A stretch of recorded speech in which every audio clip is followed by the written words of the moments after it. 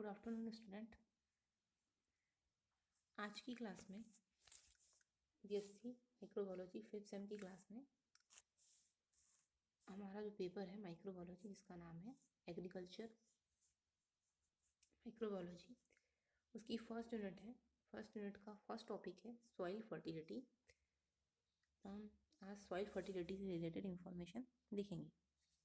Soil fertility is nothing but quantity of organic matter present in the soil which help to the growth of plant। Means soil में जितने प्रकार के भी nutrients पाए जाते हैं, कुछ मिनरल्स पाए जाते हैं, जैसे कि कुछ एलिमेंट्स पाए जाते हैं, जैसे कि macro and micro nutrients. In nutrients क्या करते हैं? प्लांट की ग्रोथ को इंक्रीज करते हैं।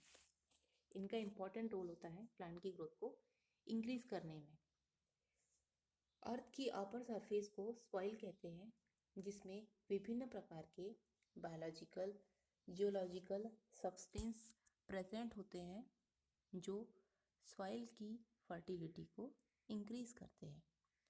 सॉइल एक इम्पॉर्टेंट फाउंडेशन है जिसमें कई प्रकार के लिविंग ऑर्गेनिज्म प्रेजेंट होते हैं। सॉइल माइक्रोबायोलॉजी के अंतर्गत सॉइल की फर्टिलिटी को बढ़ाने तथा उसे मेंटेन रखने की स्टडी की जाती है। सॉइल एक कंप्लीट कल्चर मीडिया होने के कारण इसमें विभिन्न प्रकार के ऑर्गेनिज्म आसानी से ग्रोथ तथा रेप्लिकेशन करते हैं, जैसे कि rhizobium.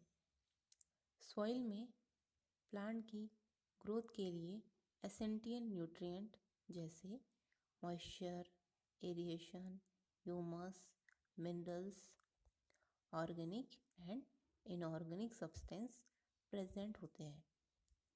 Agriculture plant of view से यदि हम सॉइल की स्टडी करें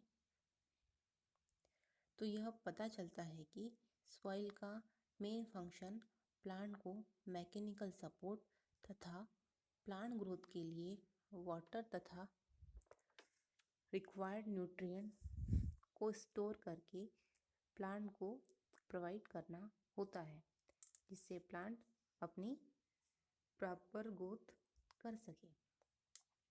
सॉइल फर्टिलिटी के लिए एसेंशियल फैक्टर जैसे nutrient, pH, temperature, water, microflora, structure of soil ETC responsible होते हैं।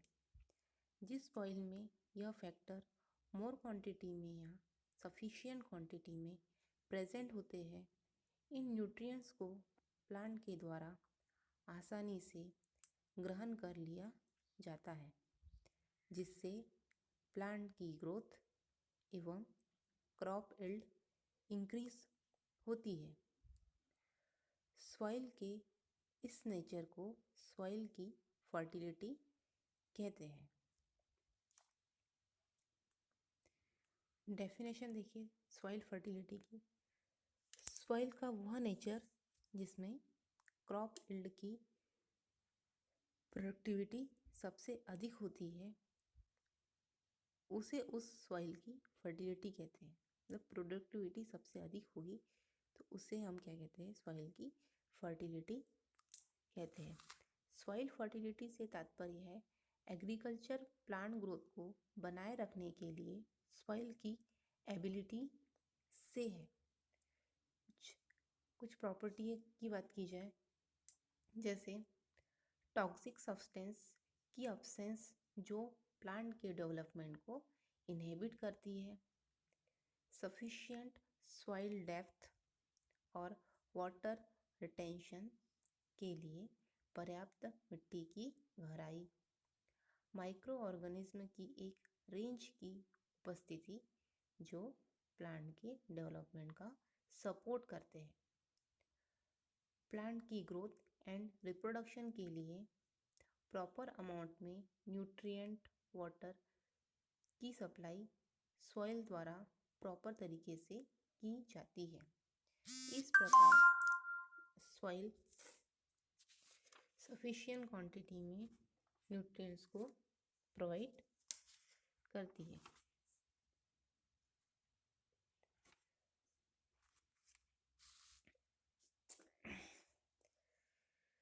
नेक्स्ट आ जाता है method of soil fertility evolution.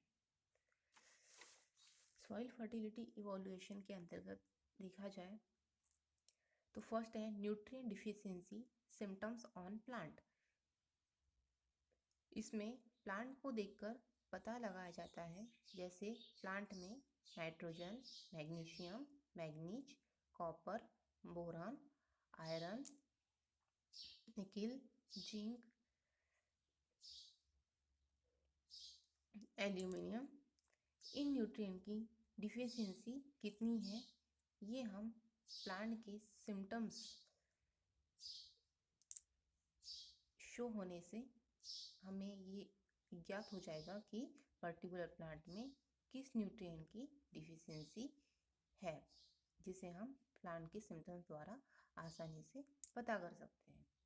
Then next है प्लांट एनालिसिस। प्लांट को एनालिसिस करना है, इसके लिए प्लांट के कुछ पार्ट को लिया जाता है एंड देन उसका एनालिसिस किया जाता है। फिर नेक्स्ट है बायोलॉजिकल। कुछ माइक्रो ऑर्गेनिज्म न्यूट्रिएंट की डिफिशियंसी को शो करते हैं, क्योंकि बहुत से ऐसे माइक्रो ऑर्गेनिज्म होते हैं जो सॉइल में पाए जाते हैं। जैसे कि सॉइल में पाए जाते हैं कुछ माइक्रो ऑर्गेनिज्म जो है वो प्लांट की रूट्स में पाए जाते हैं, जैसे राइजोबियम बैक्टीरिया मूंगफली की रूट नोड्स में पाए जाते हैं। जैसे root nodes plant rhizobium bacteria जो होते हैं जैसे दलहनी फसलों की जड़ों में पाए जाते हैं। तो ये बैक्टीरिया शो करते हैं न्यूट्रिएंट की डिफिशियंसी, जिसे माइक्रो ऑर्गेनिज्म आसानी से यूज़ कर सकते हैं।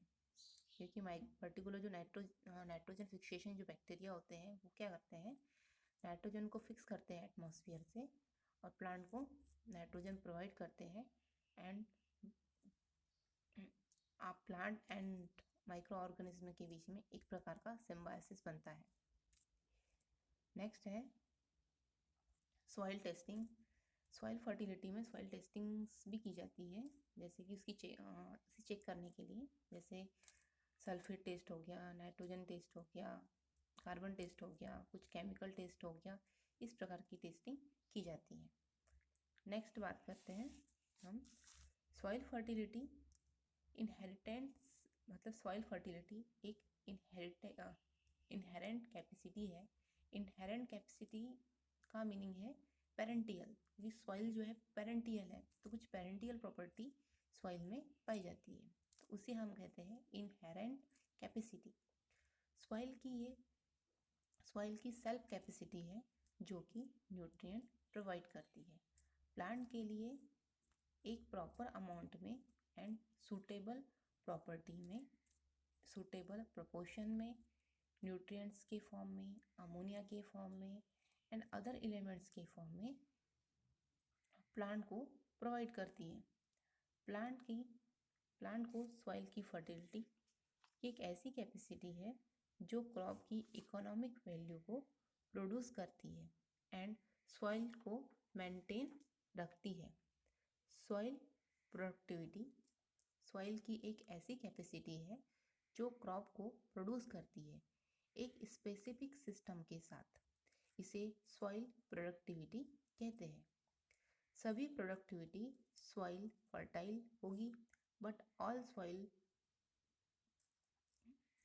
फर्टिलिटी प्रोडक्टिविटी नहीं हो सकती, क्योंकि सॉइल डिफरेंट प्रकार की होती है। जैसे कुछ सॉइल एसिडिक होती है, कुछ सॉइल बेसिक होती है, कुछ एल्कलाइन कंडीशन में होती है। तो ये सब सॉइल फर्टिलिटी पे डिपेंड करता है कि सॉइल में किस प्रकार के न्यूट्रिएंट्स प्रेजेंट हैं जो प्लांट की ग्रोथ के लिए इम्पॉर्टेंट है।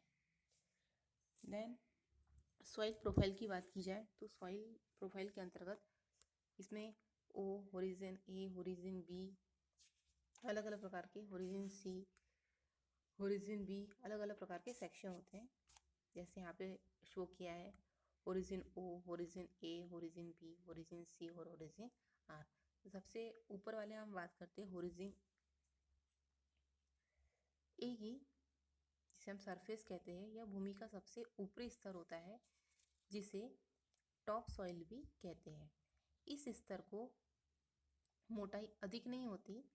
इस होरिजोन में एनिमल, प्लांट के डेड पार्ट, कुछ वेस्ट मटेरियल, लीफ एंड कुछ organic material, fungus, bacteria, degraded material पाए जाते हैं, जो ह्यूमस का निर्माण करते हैं। ह्यूमस के मिल जाने से मिट्टी अधिक फर्टाइल हो जाती है। मिट्टी प्रायः बालुई होती है, जिसके कारण पर्टिकुलर सॉइल में एयर प्रचुर मात्रा में प्रेजेंट होती है, जिससे प्लांट की रूट आसानी से ग्रो कर सकती है। इस होरिजोन की लंबाई कम से कम 4 फीट गहराई तक पाई जाती है। होरिजोन ए की सतह में गिरी हुई पत्तियां, शाखाएं आप प्रेजेंट होती है, और इसके ऊपर वाली लेयर होरिजोन ओ कहलाती है।